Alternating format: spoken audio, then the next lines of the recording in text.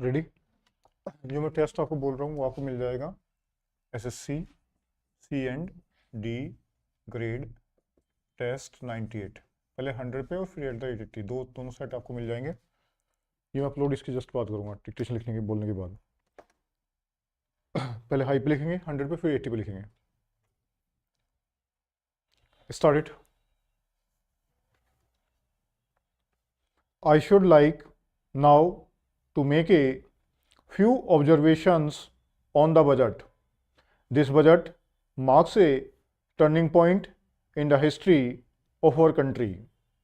It is no use attempting, as some of my friends have done, either to deprecate the budget very strongly or to suggest that we are not witnessing a new revolution in our methods of fiscal training and technique. I want it to be quite clearly pointed out to my friends that we are now facing the lean years of Indian finance. Hitherto, we had revenue surpluses which were a form of public saving and which were meant to be utilized for capital development. Hereafter, this form of revenue surplus would not be available. We have therefore to find out ways and means of implementing our great program of national reconstruction at minimum cost. My point is that the deficit on revenue account would be of the order of about rupees 19 to 20 crores. Here, let me point out that I do not agree with those of my friends in the finance department who have attempted to suggest that rupees 9 or 18 crores which are obtained from Pakistan should be put to the revenue side of the budget. They are to be put on the capital side, but that does not seriously alter the trend of my argument. What I am suggesting is that we would have to be prepared for a deficit of a much higher order even on the revenue side. That itself should make us realize that there are very many problems which we have to face and that we have to undertake ways and means of increasing the resources of our country so that it might be possible for us to have a greater amount of surplus or a greater amount of public saving for the purpose of financing capital development. The finance minister, in the course of his speech, Mr. Deputy Minister pointed out that the deficits during the past 2 years were of the order of rupees 83 crores. I venture humbly to disagree with him because I feel that when we are talking of deficits, we must take into account the overall deficit incurred by the central government, and that would be of the order of rupees 200 crores. During the years of relatively light expenditure, we had a shortfall of about rupees 200 crores. Undoubtedly, now when we are going to have a very great amount of expenditure, we might have a greater amount of deficit, and we would have to find out ways and means of trying to meet our capital expenditure. Some members have pointed out that deficit financing is good. Others have pointed out that it is poison. One honorable member who preceded me pointed out that It could be taken like a tonic. Now, I am not willing to enter into the merits of deficit financing or demerits of deficit financing in an academic spirit. The time has now come when we should face realities. I do suggest that we have to indulge in deficit financing because without indulging in deficit financing, it would not be possible for us to indulge in capital expenditure on such a large scale. But when we are talking of the scope of deficit financing, I would like to place before the House and the Finance Minister the two great limitations which face us. The first limitation that faces us is that concerning the internal price level. The Honorable the Finance Minister referred to the cost of living.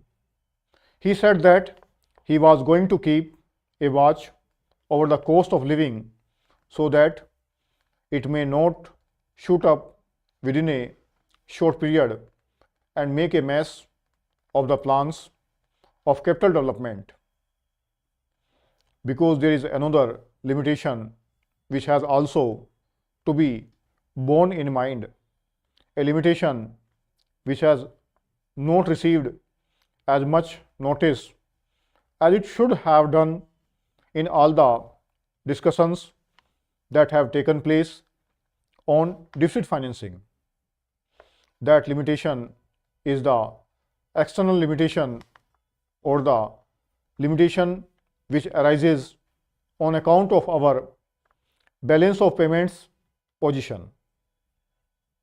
I think this is an as important, Mr. Deputy Speaker, as the internal price level, and I should like to elaborate that particular point a bit more because I feel that a time will shortly arrive when we might have either to reconsider our policy or might even have to leave the Sterling Club of which we are a member.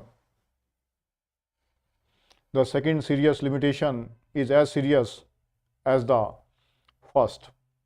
What would be the consequences of deficit financing on our balance of payments? The Finance Minister in his budget speech points out that so far as the balance of payments position is concerned, they have now, whether it is by accident or design, a favorable balance, and they have contributed about rupees 63 crores to the dollar pool during the past 6 months.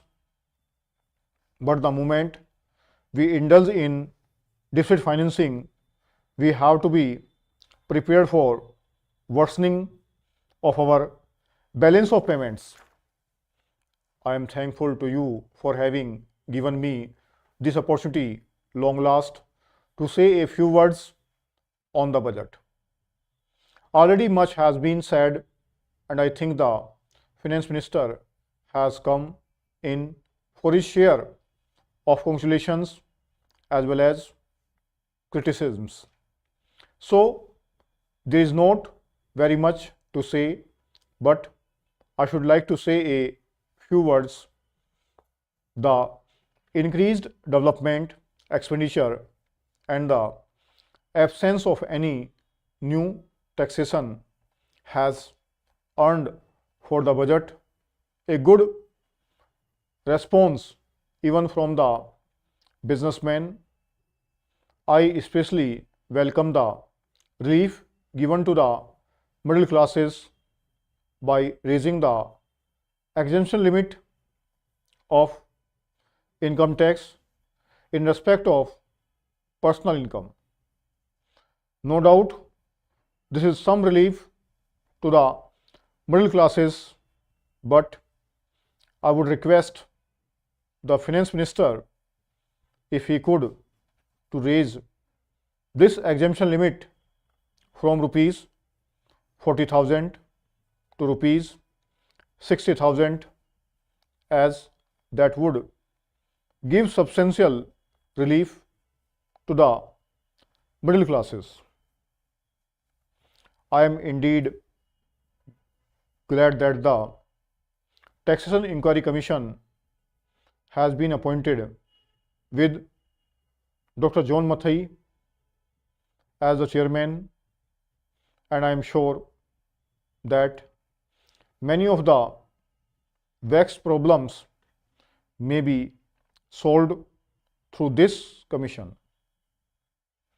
At the same time, I would request the finance minister to put off the state duty bill for the present,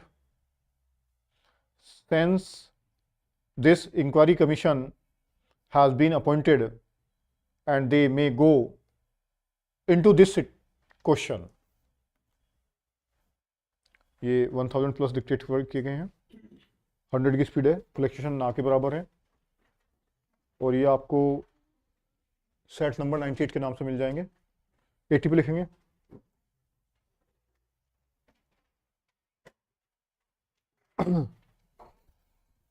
ready, started.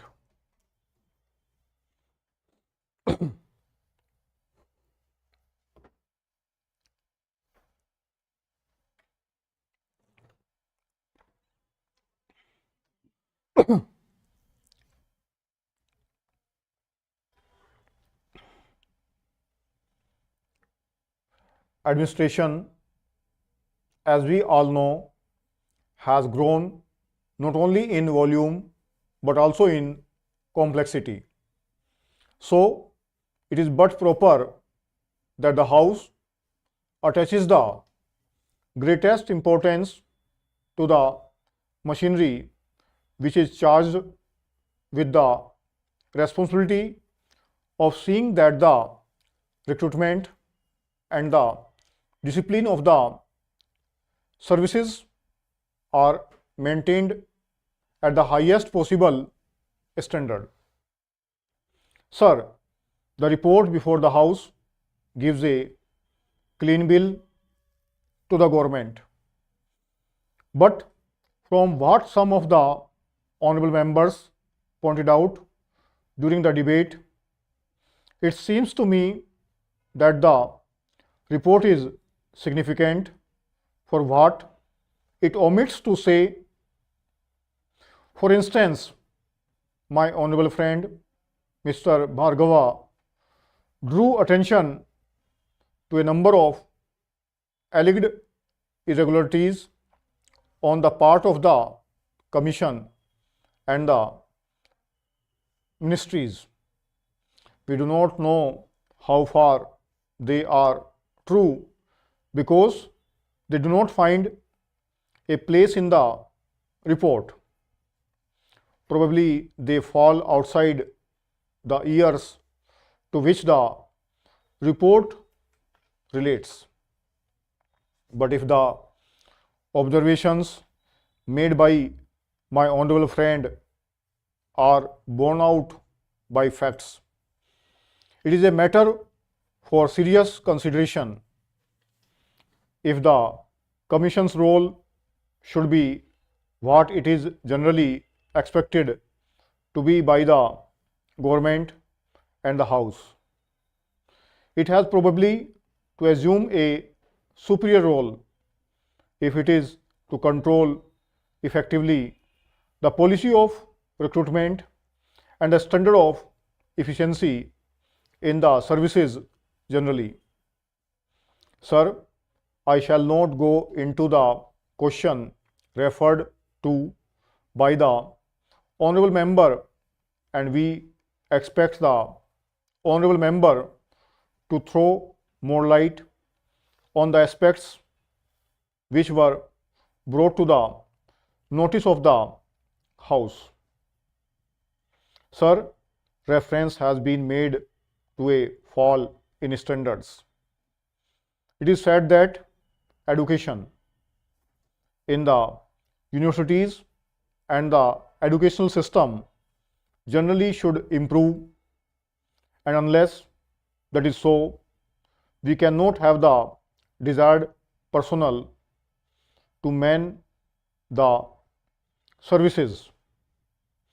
In that connection, honorable members have referred to the need for improving not only the university stage of education but also the secondary stage.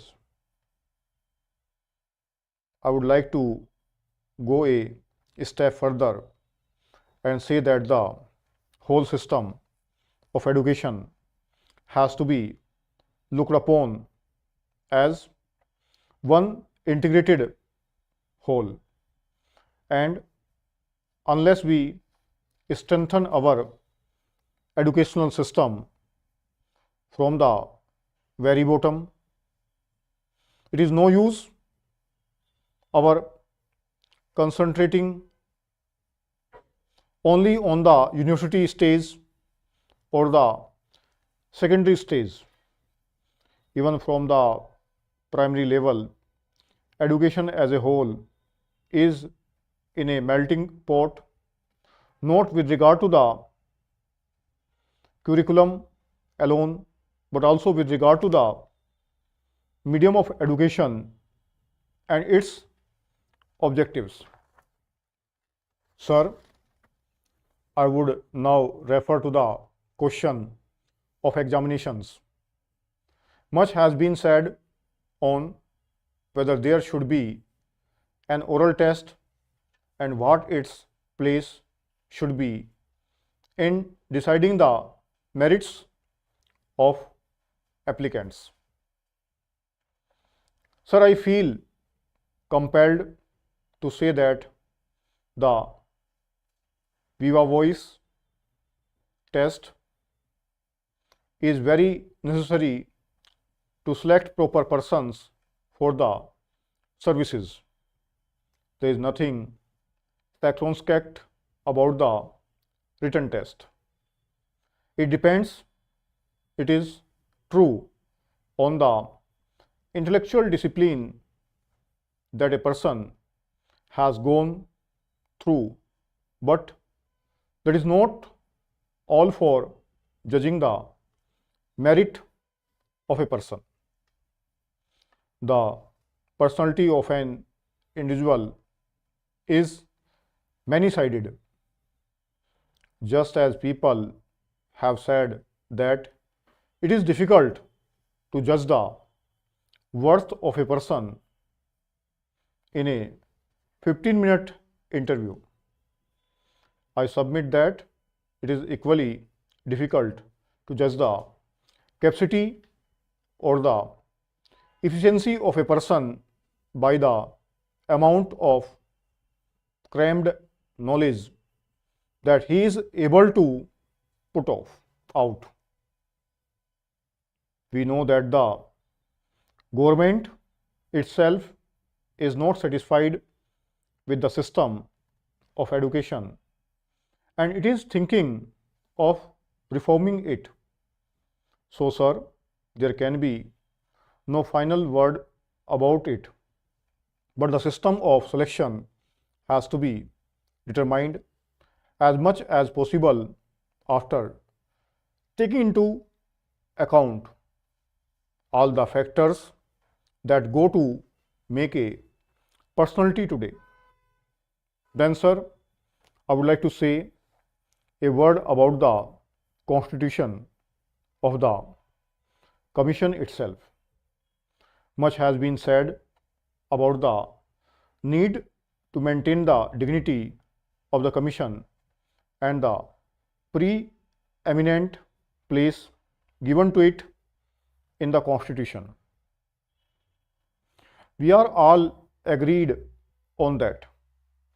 It is necessary, I feel, that non-official members of the commission should be given security in their later years by providing for pension. But I would like to know how many non-official members are in the UPSC. I think the strength of the non-official element is very little, and I would in this connection point out to the government the need for taking in more men from public life. Sir, at the present moment, it is dominated by the official element. It is true that there are distinguished men from the educational and other fields, but then we have to have regard to the needs of the present day administration when we have passed from the regulatory stage of the government to the welfare stage, and to have persons in our services who have a broader outlook on our problems. I would in this connection recall the observations of Dr. Apple by when he said with regard to the Indian Administrative Service that a member of that service was more conscious of his membership of the service to which he belonged. ये आपको 840 वर्डों के साथ dictate किया गया, 80 की speed है, fluctuation ना के बराबर है, और ये आपको टेस्ट नंबर 98 के नाम से मिल जाएगा यूआरएल पे। अगर आपको विद कोमा फाइल पे टाइप करना है तो 461 केसी के नाम से टाइप कर सकते हो आप उसको।